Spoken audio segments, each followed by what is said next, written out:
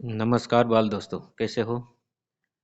तो बाल दोस्तों, आज हम कक्षा 6 विषय हिंदी सत्र प्रथम में सरकार की ओर से सरकारी प्राइमरी स्कूलों को स्वाध्ययन पोथी दी गई है। उस स्वाध्ययन पोथी का आज हम सॉल्यूशन करने वाले हैं। तो बच्चों, सबसे पहले आप इस चैनल में नए हैं तो चैनल को सब्सक्राइब जरूर कर देना। तो देखिए बच्चों कि दयालु शिकारी बहुत ही प्यारा सा पाठ है, चित्रपाठ है। उस चित्रपाठ का सबसे पहले प्रश्न 1, नीचे दिए चित्र को देखकर प्रश्नों के सही विकल्प चुनकर बॉक्स में राइट की लिखिए, यानी कि खरे की निशानी कीजिए। तो देखिए आपके इस चित्र में हिरनी है, पीछे देखिए एक वृक्ष के पीछे एक शिकारी छिपकर बैठा है, गोली चलाता है। ऐसी घटनाएं हमें चित्रों में देखते हैं। तो उनमें से कुछ प्रश्न है, शिकारी की गोली हिरनी को कहाँ लगी? तो उनका जवाब है टांग पर। तो क्या बच्चों में करना है कि जो भी राइट उनका आंसर हो, सही जवाब हो, उसमें हमें राइट कर देना है, बाकी को छोड़ देना है। तो शिकारी की गोली हिरनी को कहाँ लगी? पेट में, टांग पर, सिर पर, गले में। तो उसका सही उत्तर है टांग पर। दूसरा प्रश्न है, दयालु शिकारी चित्रवार्ता किस मूल्य पर आधारित है? तो पशु प्रेम आएगा उसका। तो आपको क्या करना है, साथ साथ में टिक मार्क भी लगा देना है। तीसरा प्रश्न है, दिल पसीज जाना मुहावरे का सही अर्थ होता है दया आना। चौथा प्रश्न है, शिकारी को पछतावा क्यों होता है? हिरनी की आंखों में आंसू देखकर। प्रश्न 5, इनमें से कौन सा प्राणी जंगली नहीं है? गाय। शिकारी को क्यों संतोष हुआ? हिरनी और शावक को खुश देखकर। दयालु शब्द का विलोम शब्द होता है, विलोम यानी कि विरुद्धार्थी शब्द। दयालु तो के निर्दयी। 8वां, शिकारी क्यों शिकार करता होगा? क्योंकि उसका व्यवसाय था। तो इस प्रकार से हमें क्या कर देना, जो भी बॉक्स में सही हो उसमें टिक मार्क लगा देना है बच्चों में। प्रश्न 2, निम्नलिखित प्रश्नों के उत्तर लिखिए। पहला प्रश्न, शिकारी जंगल में क्यों जाता है? शिकारी का व्यवसाय शिकार करना था, इसलिए शिकार करने के लिए शिकारी जंगल में जाता है। दूसरा प्रश्न, हिरनी की आंखों में आंसू क्यों थे? शिकारी की गोली हिरनी की टांग में लगी थी, इसलिए उसे दर्द हो रहा था। साथ ही उसने एक बच्चे को जन्म दिया था, उसकी भी उसे चिंता थी, इसलिए हिरनी की आंखों में आंसू थे। तीसरा प्रश्न है, शिकारी अपने साथ क्या क्या लाया होगा, क्यों? शिकारी अपने साथ शिकार करने के लिए बंदूक साथ में लाया था। शिकारी ने धूप से बचने के लिए सिर पर टोपी भी पहनी थी। प्रश्न चौथा, जंगल के प्राणी क्या क्या खाते होंगे? जो प्राणी शाकाहारी होते हैं वह घास, पेड़ पत्ते, फूल, चारा आदि खाते होंगे और अन्य मांसाहारी प्राणी अन्य पशुओं का मांस खाते होंगे। प्रश्न 5, हमें पशुओं और पक्षियों के प्रति कैसा भाव रखना चाहिए, क्यों? हमें पशुओं और पक्षियों से हमेशा अच्छा व्यवहार करना चाहिए, क्योंकि इस संसार में सबको जीने का अधिकार है। तीसरा प्रश्न, नीचे दिए गए वाक्य सही है या गलत लिखिए। हमें क्या करना है बच्चों, इस कहानी आपने सही तरह से पढ़ी होंगी, तो इस वाक्य सही है या गलत, सही हो तो बॉक्स में हमें सही लिखना है, और कोई वाक्य यदि आपको ऐसा लगे कि ये वाक्य गलत है तो गलत लिख देना है। पहला है, शिकारी शावक को अस्पताल ले गया। सही बात है, शावक को भी ले गया था, साथ में उसकी माँ को भी अस्पताल ले गया था, तो वो वाक्य सही है। दूसरा है, शिकारी जंगल में शिकार करने के लिए गया था। वो भी सही है। तीसरा, अस्पताल में पुलिसकर्मी इलाज करते हैं। वो तो गलत है, पुलिसकर्मी तो इलाज नहीं करते, डॉक्टर इलाज करते हैं। चौथा है, शावक का हाथ बच्चा होता है। बिल्कुल सही है। पांचवा, हिरनी की आंखों में आंसू नहीं थे। वो गलत है, क्योंकि थे उनकी आंखों में आंसू। तो इस प्रकार से हमें बॉक्स में सही या गलत लगा देना है। उसके बाद देखिए, निम्नलिखित शब्दों को संज्ञा के प्रकार के अनुसार लिखिए। सबसे पहले तो हमें ये पता होना चाहिए कि संज्ञा के कुल मिला के 5 प्रकार है। व्यक्तिवाचक संज्ञा, जातिवाचक, भाववाचक, समूहवाचक, द्रव्यवाचक। तो ये सारे के सारे शब्द हमें लाल अक्षर में जो भी बॉक्स में दिए गए हैं उसमें से हमें ढूंढ के लिखना है कि व्यक्तिवाचक इनमें से कौन कौन से शब्द है, जातिवाचक कौन है, भाववाचक कौन है, समूहवाचक, द्रव्यवाचक, ये कौन कौन से शब्द है ढूंढ के हमें लिख देना है। तो देखिए आप, व्यक्तिवाचक संज्ञा दिल्ली, कोलकाता, हिमालय, गंगा। जातिवाचक में कलम, पुस्तक, हाथी, कुत्ता। भाववाचक में ईमानदारी, लड़कपन, वीरता, बुढ़ापा। समूहवाचक भीड़, सभा, सेना, जुलूस। द्रव्यवाचक दूध, सोना, पानी, घी। इस प्रकार से हमें अलग अलग छांट देना है बच्चों। उसके बाद देखिए प्रश्न 5, नीचे दिए गए चित्र को ध्यानपूर्वक देखिए और उसके आधार पर 8 से 10 वाक्य लिखिए। तो हमें बच्चों क्या करना है, इसके आधार पर हमें 8-10 वाक्य लिखना है। सबसे पहले हमें ध्यानपूर्वक इस चित्र को देखना है कि एक गार्डन का चित्र होता है, ऐसा प्रतीत होता है। उसके नज़दीक एक तालाब है, 2 बच्चे झूले में झूल रहे हैं। बच्चे खेलकूद या तो कई कसरत कर रहे हैं। आकाश में पंछियाँ उड़ रहे हैं, बादल मंडरा रहे, सूर्य देवता उग रहे हैं, ऐसा हमें प्रतीत होता है। तो ये उनमें से क्या कहा है, हमें 8 से 10 वाक्य हमें लिखना है। तो देखिए आप, मैंने यहाँ आपकी सुविधा के लिए लिखा है। यह चित्र एक बगीचे का है। दूसरा, बगीचे में बच्चे खेल रहे हैं। यह दृश्य सुबह के वातावरण को दिखाता है। 2 बच्चे कसरत करता है ऐसा दिखाई देता है। पेड़ पर कुछ पक्षी बैठे हैं। बगीचे में बच्चे झूला झूल रहे हैं। बगीचे के नज़दीक में एक तालाब दिखाई देता है। पेड़ पर फल लगे हुए हैं। यहाँ बच्चों में क्या कहा, 8 से 10 वाक्य लिखने को बोला, तो हमें यहाँ 8 लिख दिया, तो वो भी सही होगा। उसके बाद छठा प्रश्न, नीचे दिए गए चित्र को देखकर उसके आधार पर कहानी का निर्माण कीजिए और योग्य शीर्षक देकर बोध लिखिए। बच्चों हमें उसमें क्या कहा है कि एक तो हमें चित्रों के माध्यम से कहानी का निर्माण करना है और उसका हमें टाइटल यानी कि शीर्षक भी देना है। फिर आखिर में उनमें जो सार मिलता है, बोध मिलता है, निष्कर्ष निकलता है, वो भी हमें लिखना है। तो देखिए, एक बच्चा होता है, कुछ तोता है, वह कहीं से ढूंढ के ले जाता है। इस प्रकार से पिंजरा होता है, ऐसा कुछ हमें दिखाई देता है।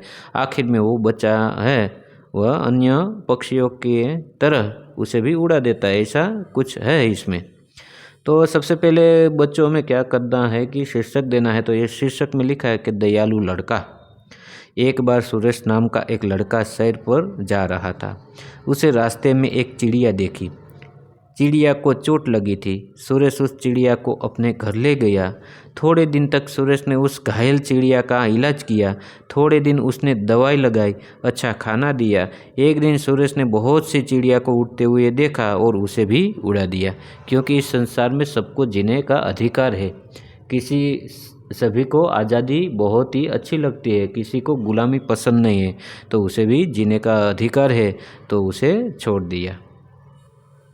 तो देखिए बच्चों, उसमें से इस कहानी से हमें बोध ये मिलता है कि हर एक पशु पक्षी को आज़ादी से जीने का अधिकार है। हमें भी किसी पक्षी को कैद कर कैद में नहीं रखना चाहिए।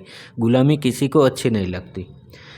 उसके बाद देखिए बच्चों, प्रश्न 7, नीचे दिए गए नाम के स्थान पर पशुओं और पक्षियों के चित्र ढूंढकर चिपकाइए। यदि आपको मान लो कि छोटे छोटे कोई चित्र इसमें लिखे हैं, इसे मिल जाए, तो आपको क्या करना है, चिपका देना है। मान लो कि मोर है, शेर है, हाथी है, बंदर है, तोता है, जिराफ है, मगर है, मुर्गा है, हिरन है, ऐसा यदि आपको कहीं से मिल जाए तो आपको चिपकाना है, बाकी कोई बात नहीं, चलेगा। प्रश्न 8, चित्र ए और चित्र बी को ध्यान से देखकर उसके नीचे दोनों में से 5 भेद ढूंढकर लिखिए। बच्चों, बहुत ही प्यारा सा चित्र दिया गया है, चित्र ए, चित्र बी। उसमें से हमें क्या करना है बच्चों कि अंतर है वो ढूंढना है, भेद है वो ढूंढना है। मान लो कि यहाँ हम देखें कि पतंग में देखें कि एक लड़की है, वो पतंग उड़ा रही है, तो देखिए कि उसके पतंग की पूँछ है, जबकि इस पतंग में पूँछ नहीं है। इस प्रकार से बहुत सारे भेद है, तफावत है, तो उसे हमें लिख देना है। तो मैंने आपकी सुविधा के लिए लिखा है यहाँ भेद 1 यानी कि तफावत। चित्र बी में कुत्ता है, चित्र ए में कुत्ता नहीं है। आप देख लीजिए अपने पास स्वाध्याय पोथी है उसमें कि चित्र बी में कुत्ता है, चित्र ए में कुत्ता नहीं है। भेद दूसरा, चित्र ए में मकान है, चित्र बी में नहीं है। तीसरा, चित्र ए में चिड़िया के 3 बच्चे हैं, चित्र ए में नहीं है। चौथा, चित्र ए में पानी में मछली है, बी में बतख है। पांचवा भेद, चित्र ए में छोटी पतंग है, चित्र बी में बड़ी पतंग है। इस प्रकार से हमें 5 भेद यहाँ लिखने को कहा तो हमने लिख दिया।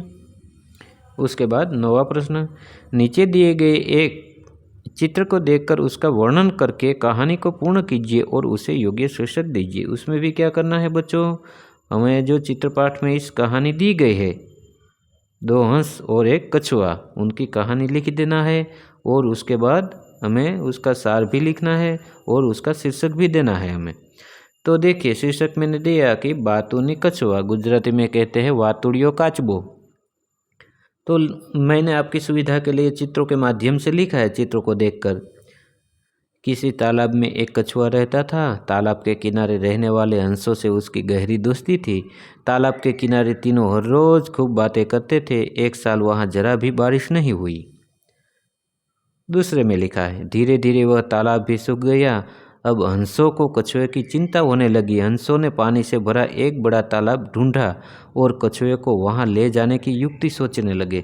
फिर कछुए ने बताया, एक लकड़ी के टुकड़े से लटका कर उसे उस तालाब तक ले चले। हंसों ने उसकी बात मानी और कहा कि उड़ान के दौरान उसे अपना मुंह बंद रखना होगा। हंस कछुए को लेकर निकले। नगर के लोगों ने यह दृश्य देखा, वह आश्चर्यचकित हो गए। कछुआ कुछ बोलने के लिए अपना मुंह खोलता है और आकाश से गिर पड़ा और उसकी मृत्यु हो गई। तो बच्चों, इस कहानी के माध्यम से हमें भी सीख मिलती है कि हमें ज़्यादा बातें नहीं करनी चाहिए। फिजूल की बातें, व्यर्थ बातें हमें नहीं करनी चाहिए, वरना हमारा भी परिणाम कछुए की तरह आ सकता है। प्रश्न 10, उचित शब्दों से खाली जगह भरिए और कहानी को पूरा कीजिए। तो देखिए आप, एक चूहा है, एक शेर है, उनका चित्र दिया गया है। उनके नीचे थोड़ी बहुत खाली जगह है, उसको हमें भरना है शब्दों के माध्यम से। एक शेर था, वो आराम से सो रहा था। तभी एक चूहा आया। चूहा खेलने लगा। शेर की नींद खुल गई। वह नाराज हो गया। वह गरज कर बोला, मैं तुम्हें खा जाऊंगा। चूहा डर गया। वह बोला, मुझे माफ़ कर दो। शेर ने कहा, ठीक है, मैं तुम्हें माफ़ करता हूँ, लेकिन दोबारा ऐसा मत करना। अगर फिर से मेरी नींद खराब की तो मैं तुम्हें खा जाऊंगा। चूहे ने शेर से वादा किया कि वह फिर कभी ऐसा नहीं करेगा और उसने शेर से माफ़ी मांगी और चला गया। इस प्रकार से हमें खाली जगह की पूर्ति कर देना है। फिर प्रश्न 11, दिए गए चित्र को ध्यान से देखकर नीचे लिखे वाक्यों को उचित क्रम दीजिए। तो इसमें कहानी उल्टी पुल्टी है, तो उसमें हमें जो भी वाक्य दिए गए उनको हमें सही क्रम में लगाना है। तो मैंने यहाँ सही क्रम में लगा दिया है। पहला वाक्य है, खरगोश और कछुए अच्छे मित्र थे। वह दूसरे वाक्य में पहला आएगा।